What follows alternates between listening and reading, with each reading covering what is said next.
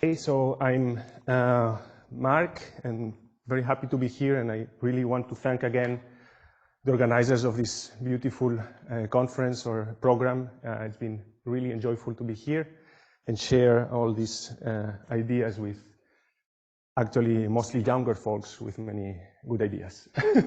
So I wanted today to talk about some work we've been doing in trying to this complicated title, trying to understand how we can confront simulations observations with self-supervised learning.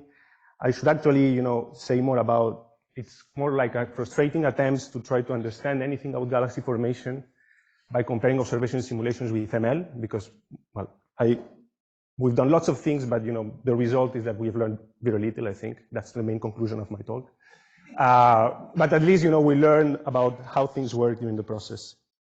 And just as Paco said, I'm getting old as well, so I will basically present work of other people, so young students and postdocs working or have been working with me in the past years, and I'll try to describe more or less what they've been doing along this topic. All right, so galaxies, are, as you go back, these are the dark matter over densities that transform gas into stars, and when we do galaxy formation, we try to understand exactly how this process works. Try to understand star formation and what's regulating star formation. And the problem of this is that it's a complex, and we've been discussing this many times here, it's a complex, multi-scale, and non-linear physics. And so solving this issue is complicated. And one approach we've been taking over the past years is converting this into a statistical problem, and instead of trying to understand every galaxy individually, gathering more and more data. And so in the last 20 years, I think we've been gathering data, and this is one of the motivations of this program as well. So trying, gather data, what are we learning? And if we go back to this cartoon, it's somehow like putting a black box here and don't care really about the small details or the non-linear physics, but I try to understand more or less what are the macroscopic regulators of star formations. There will be some processes that tend to increase, enhance star formations, others that tend to, decrease star formation, and I can make a list and say, okay, probably, these are the processes that are most likely regulating. And I can do this with lots of statistics, with lots of properties. I can try to find correlations, and from these correlations, try to infer some causality, and then, infer what are the main drivers. And I think, this has been very successful to get, a general picture of galaxy formation, as we've been discussing, in which, these halos are described in sets of systems in equilibrium, in which there are things that happen that feed star formation, other that, winds or something that, and this system self-regulates, and that's way, how the model works. And this global picture is basically imprinted in all simulations that we have at different levels. So I think this has been quite successful. However, still many open questions. In the sense that we don't know the details of, if you ask every person here, what's exactly the role of black holes into this, equilibrium, everybody will give a different answer. Or, mergers, what they are doing, everyone will probably give a different answer, and there are lots of debate about that. And so how do we move forward from that? I don't know. And so this is an example from Paco that's already showed, and you can clearly see these, that different models using different prescriptions will reach, more or less state of the art, but using very different answers to these details of how, they are all using this global model of, equilibrium, but different prescriptions, and this leads to very different universes. And all of them match many of the observables. So we are in a situation in which basically we have these models that we want to constrain. We compare to some observables, and every model has different parameters because they parameterize the physics in different ways, and they choose manually different ways of parameterizing this, and at the end you project this into some observables, and they all match everything beautifully. But we haven't learned anything at the end, because what do we learn about how the underlying physics is working? And so one idea that maybe or you can try to, or the idea I had in mind is maybe, if you increase the parameter space or your representation, or you add more and more data and compare this into higher dimensional spaces, maybe you're able to break some of the degeneracies and find, spaces where, you will probably find, this is what we find, that none of the models matches anything, but, or you will find that break some degeneracies between models. And so this is what we've been thinking in the past years, in finding ways of, how do we assess in higher dimensions, if, simulations really reproduce the observational properties.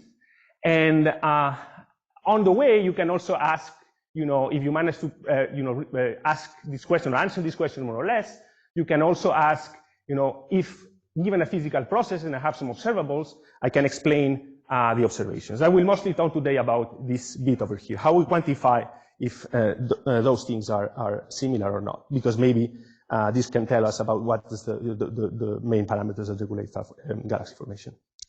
And so the approach we have been following is, doing this comparison or this, a confrontation in the observational plane by forward modeling, and this already has many assumptions. But it's the best I could find that to really compare things in a closer apple-to-apple comparison. But this is arguable, as we've been discussing a lot in this conference.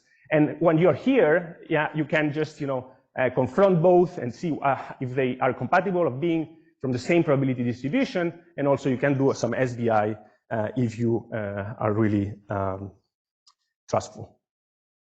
And so how do we measure then the agreement between observations and simulations? So the question we're asking is, if I have an observed galaxy with some properties, observational properties that I know, because it's also depending on the resolution and everything of your data, what's the likelihood that, or how is it compared with a simulated galaxy on the same observational plane? Do they come from the same probability distribution?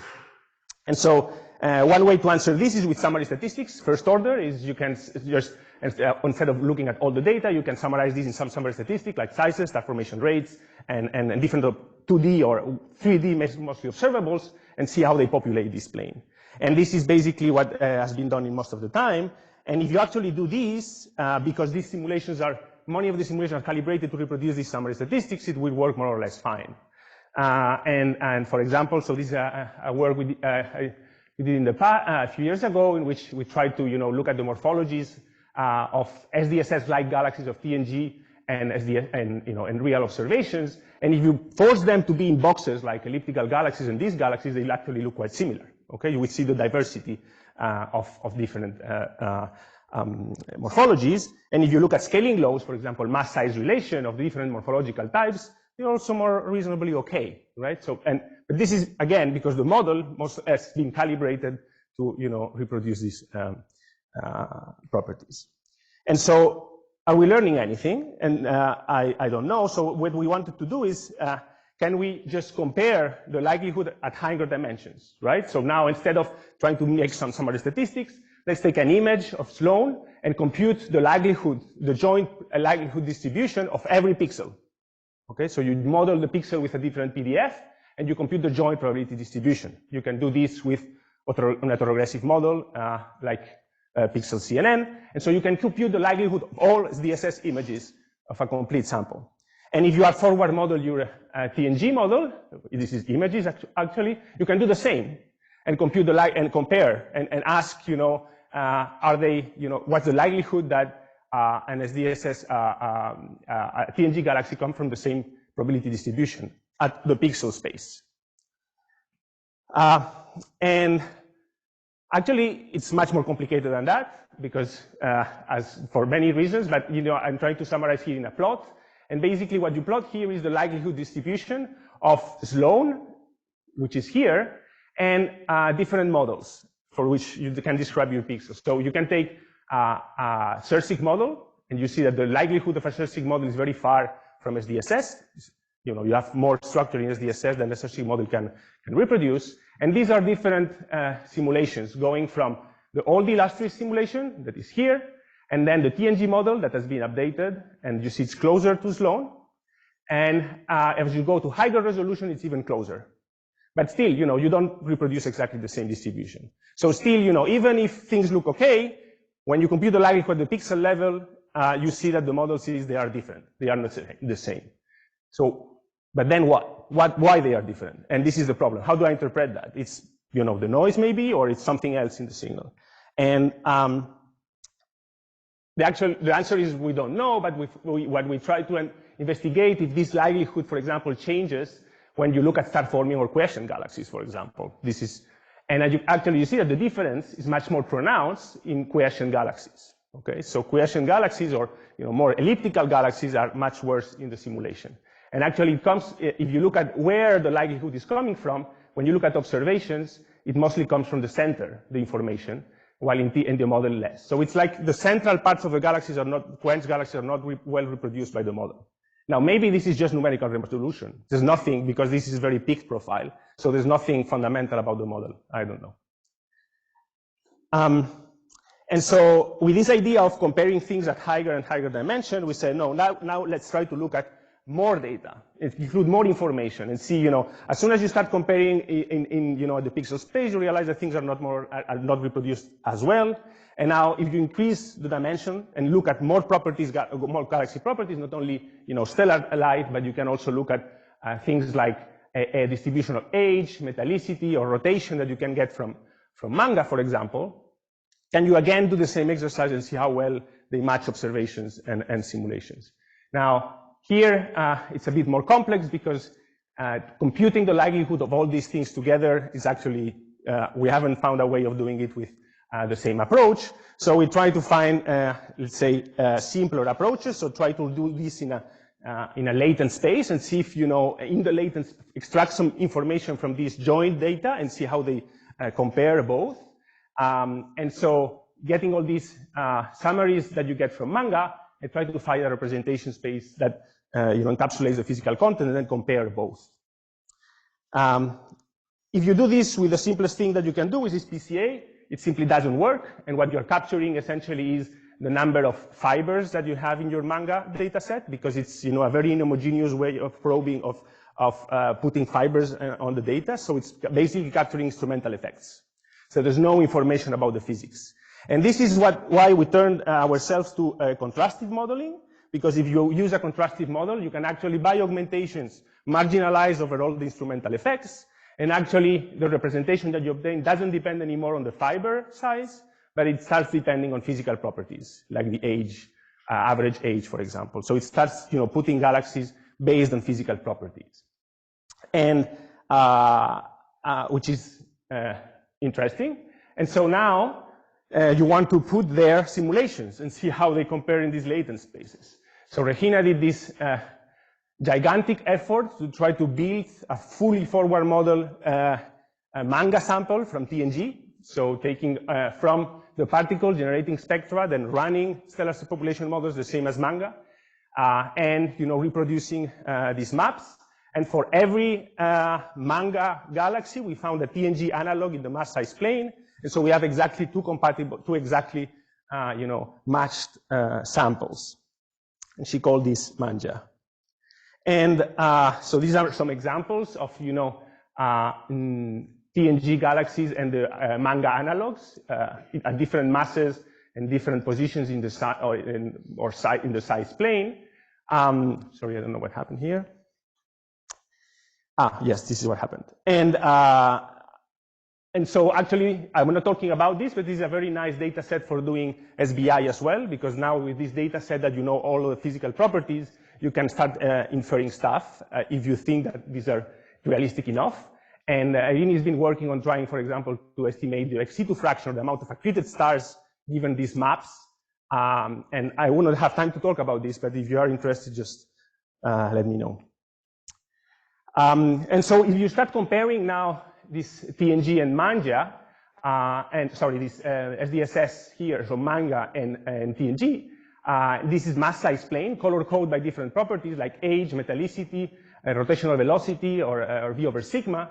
You start already seeing that there are some differences here. So by construction, they populate the same region in the mass size plane because we matched every galaxy, but the trends already are quite different. So you start seeing that, for example, in manga, you see objects here which much higher velocity dispersion, high mass n, than what you see in TNG. So when you start including data, more data, you realize that the matching is probably less good. And so now we want to compare this at high dimensions. So now we take a contrastive model here. We feed in manja. We obtain some latent variables. We feed manga. We obtain some latent variables. And then we confront them. So this is preliminary. We start looking. So this is Now, the projection of the TNG model color-coded by different properties, and you see again it correlates with physical properties now from the TNG, from the model, like star formation rate, stellar mass, gas fractions that you can get from the model. And now what happens if you project now observations there? Surprise, this is where they live. Okay, if you get everything together and project now observations there, this is where you live. Take this, with caution because it's very preliminary. Maybe there's something wrong here, but there's definitely something going on. So what the message is, as you start including more and more data and going to higher dimensions, things, match less well. And each time we do this step, we realize that, things don't match very well. Now, what do you learn? I don't know. And so I'm trying to understand what are we learning here. And I'm going to show another example in which when you go to a regime that is not well, that the models are not calibrated for, then you start seeing that things also don't work very well. And so this is the JWST regime, or changing completed regime, going above redshift 3. And what happens at redshift 3 is that JWST, the first instrument that is able to probe, the stellar morphology above redshift 3. So no model has information about, what's the morphology about these objects. So no model has been calibrated. And so we want to see what is the morphological diversity here, and how does it compare to simulations. So again, playing the same game with contrastive learning, where we get data from the Sears survey, and we train this data from, mock TNG galaxies like with Sears properties, and try to compare both.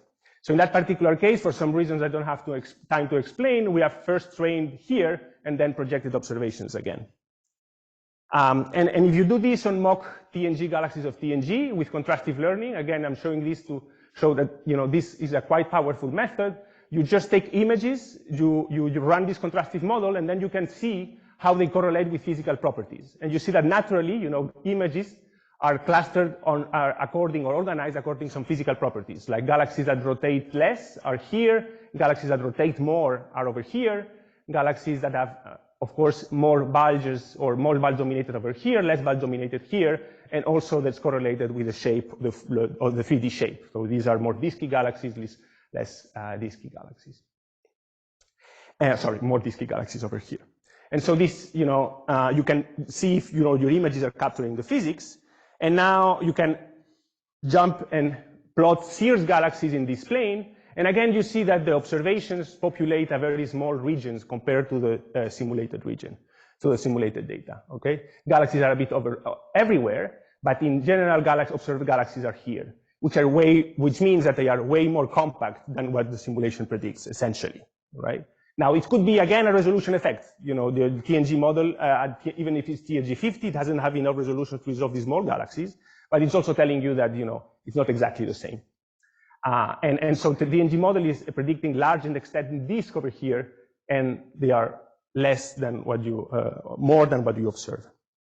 And actually, you can quantify this somehow with measuring some distances, and you see, in this high dimensional space, in the latent space, if observed and simulated galaxies are in similar regions, and essentially is a way of quantifying density.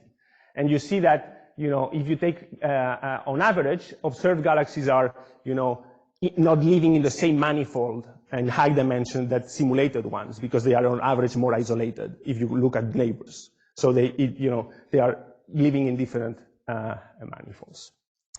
All right, so I'll stop here and just saying that, forward modeling coupled with generative models and self-supervised models, maybe enables a comparison between simulation and observation, which goes beyond summary statistics. I think the message we're learning is that whenever you add more or new data, discrepancies emerge.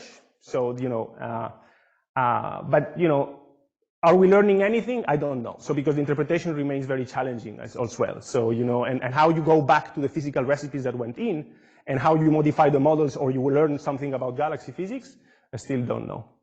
Thank you.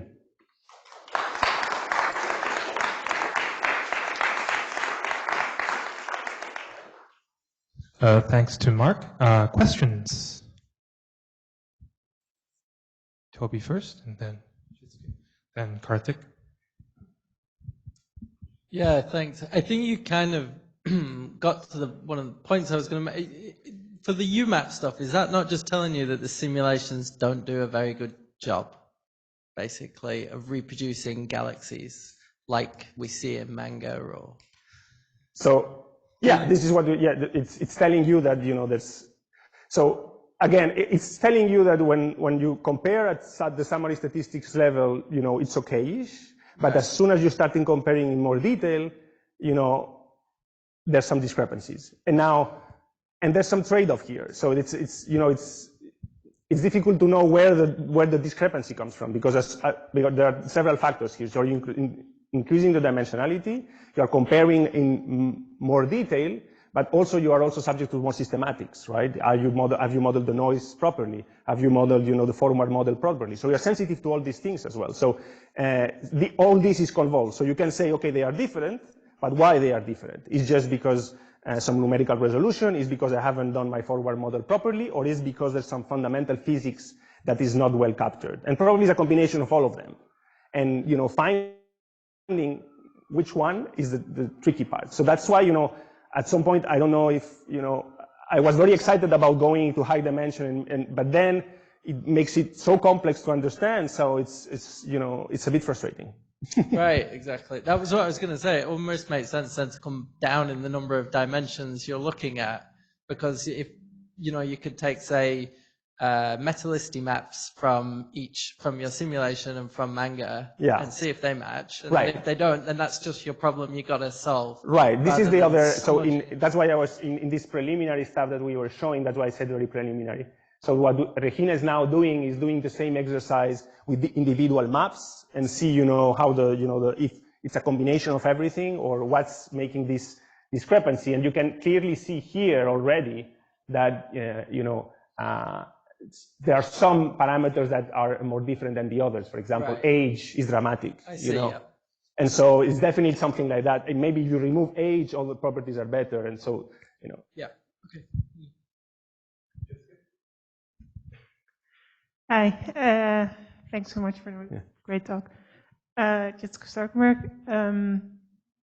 I had a comment and two questions. And now I see this, I have another question, but I can leave that for later. So the comment is that you mentioned that resolution could be a problem. And I would say that resolution is coupled to the physical model as well. And especially like something like TNG50 is really at the edge of what the physical model could potentially do. Because if you go to higher resolution and your ISM model is not detailed enough, and so you're not going to follow the physics. So there's an additional complication there. Right. I see your point. And it's not just resolution. And the question is, one, how important is in the forward modeling is realism? Right. Like having a sky background galaxies, stars, all of that. And so I kind of lost. So. No, but it is a very good question, and in fact, it's super important, and it's particularly in this job, in this work here, when you try to compute the likelihood of every pixel, this is what I was commenting before, is that a lot of the signal comes from the background, and so if you don't do this properly, you just see that there are some discrepancies because it's measuring likelihood on the background.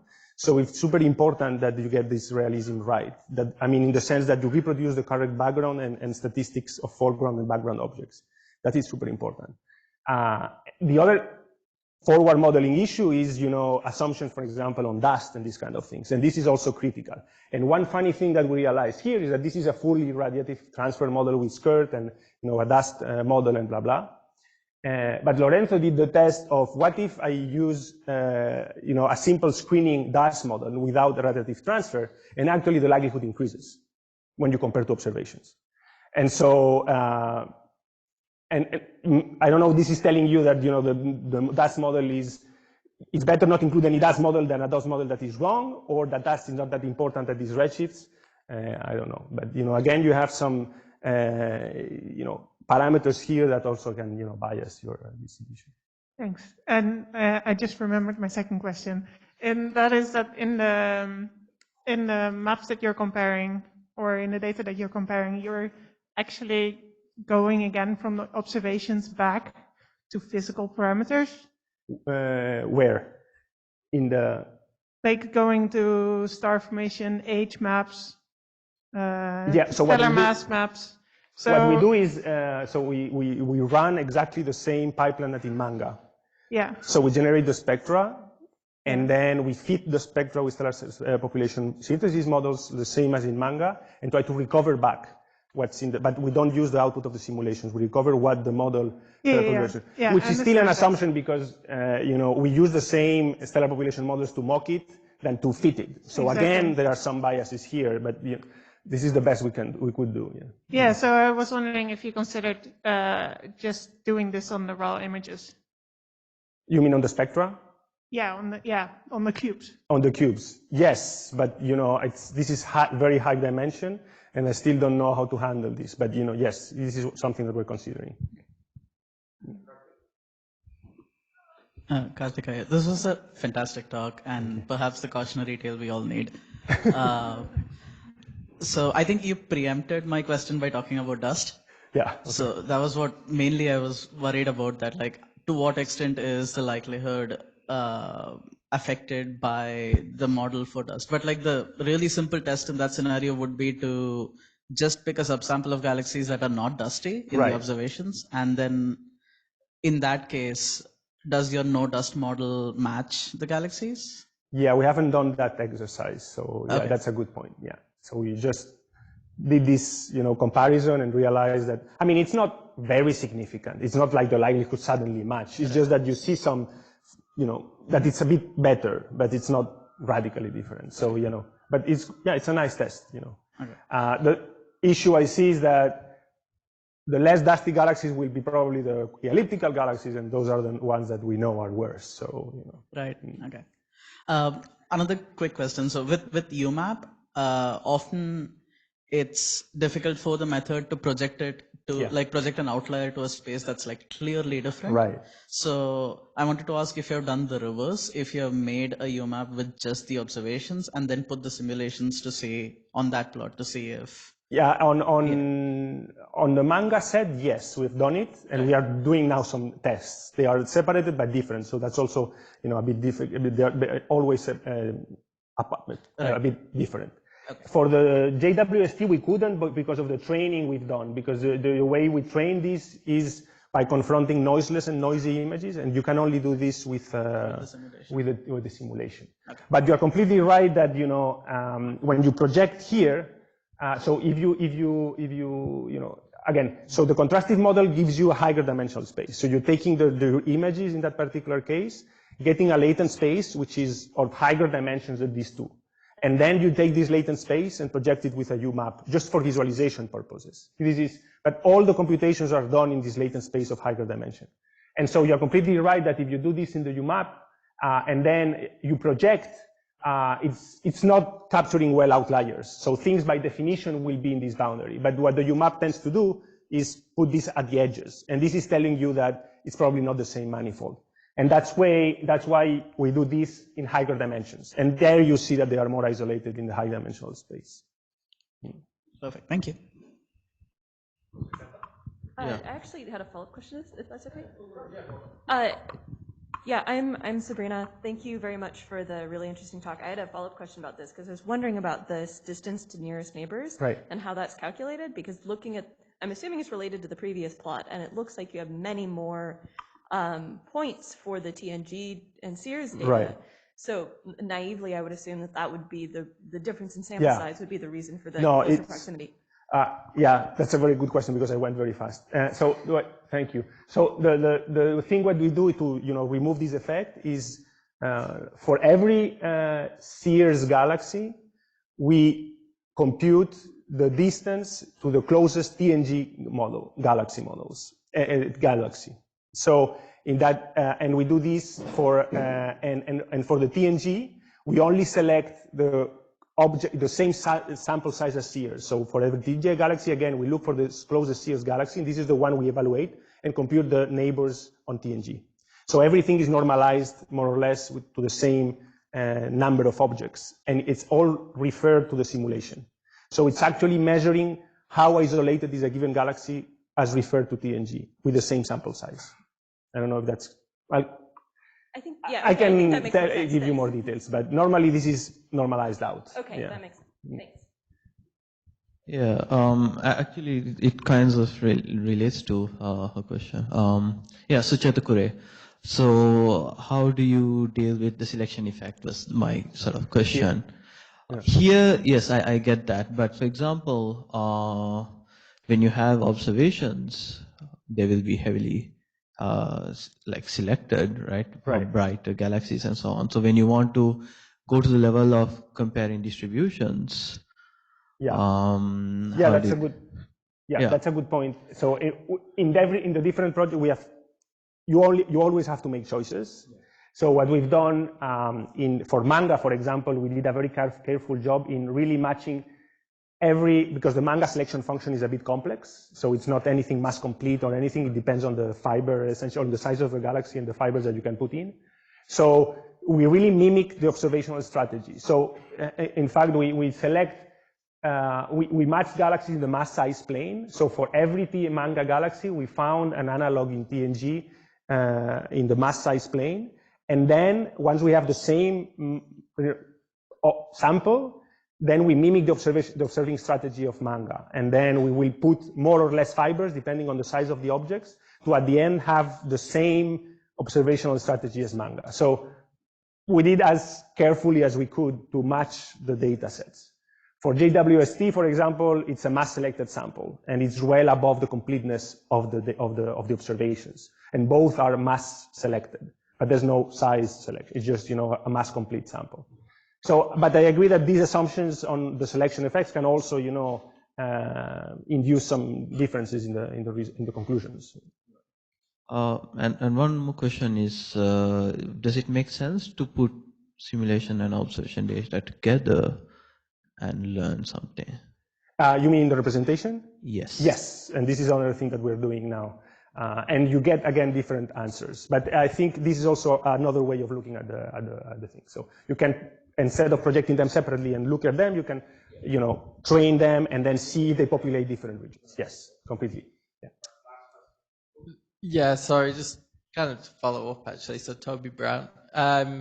A super quick one. So did the 10,000 galaxies from TNG just drop out to be the same as the manga sample in size, or because that's what you said on your slide, right? Yeah. You select 10,000 galaxies from TNG, but there's 10,000 in manga. Right. So this is a bit more complex. So we have some figures on the paper. So because of this selection, stringent selection, some galaxies need to be repeated. Okay. Right. Because you don't sometimes you will, if you try to match all of them, the closest neighbor in TNG will be twice the same galaxy. Right, exactly. And so this is mostly happening at the high mass end, where the volume, you start to be limited by the volume in TNG, so you repeat more. And what we did then is use different projections. So get the same galaxy, but projected differently, as a way of introducing more randomness. But effectively, it's the same galaxy. Okay. And my very last thing, is it public? Like you're matching? Yes. Like okay. Everything is public. The data set is public, and the data cubes are public as well. So the process maps and the data cubes. All right. I guess we will end here for today's session. Let's thank Marc and all the speakers for this session again. And also a big round of applause to all the participants for great, amazing questions and engagement. Thank you.